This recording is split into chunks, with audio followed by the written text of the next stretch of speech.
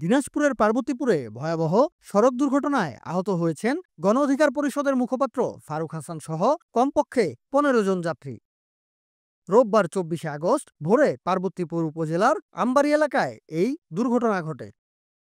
দুর্ঘটনার পর ফারুক হাসান ফেসবুক লাইভে এসে জানান, ভোরে তাদের বহনকারী বাসটি নিয়ন্ত্রণ হারিয়ে সড়কের পাশের একটি জলাশয়ে পড়ে যায়।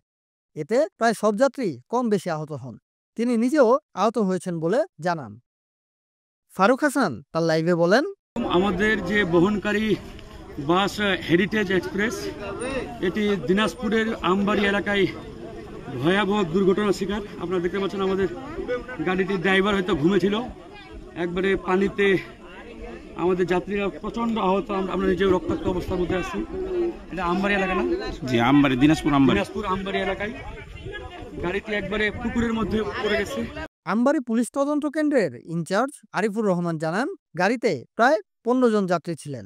আহতরা বিভিন্ন হাসপাতালে চিকিৎসা নিচ্ছেন, তবে কারো গুরুতর আহত হওয়ার খবর পাওয়া যায়নি। হাসপাতালে চিকিৎসাধীন অবস্থায় ফারুক হাসান জানান, হঠাৎ করে আমি দেখতেছি গাড়ি টালমাটাল একটা অবস্থার মতো করতেছে, সেকেন্ডের মধ্যে। তখন আমি বুঝতে পারছি যে কিছু একটা ঘটতে যাচ্ছে। তো সেকেন্ডের মধ্যেই আমি বুঝতে পারছি, আল্লাহর রহমতে ২ হাত দিয়ে আমি আমার মাথা সেভ করার চেষ্টা করছি। ৫-১০ সেকেন্ডের মধ্যেই ঘটনা, সাথে সাথে বাস পাল্টে গিয়ে একবারে উল্টে আপনার খাদের মধ্যে পড়ে গেছে। তা ভিতরে আসলে ভয়ঙ্কর একটা অবস্থা, এটা আসলে ভাষায় প্রকাশ করার মতো না। এটা আমার সিট ছিল আপনার তেলের ট্যাঙ্কিটার উপরে। তেলের ট্যাঙ্কি ফেটে পুরো তেলে ভিতরে একবারে সয়লাভ হয়ে গেছে। ওনাকে বলেন ১ মিনিট করে। তো সয়লাভ হয়ে গেছে ভিতরে, সবাই প্রচণ্ড রকম একটা আতঙ্কিত অবস্থা, কান্নাকাটি।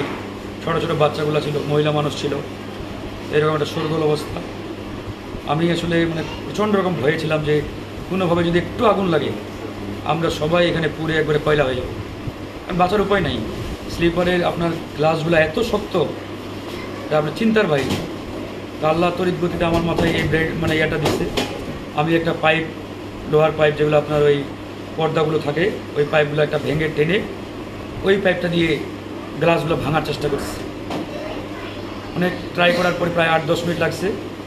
আমরা তারপর একটা গ্লাস ভাঙছি। গ্লাসটা ভেঙে, আমি যেহেতু উপরের দিকে ছিলাম, ভেঙে একটা ছোটো বাচ্চা আমার পাশে ছিল, ১ বছর বয়স বোধ হবে, ছোটো বাচ্চা। ওই বাচ্চাটাকে আগে বের করে দিই।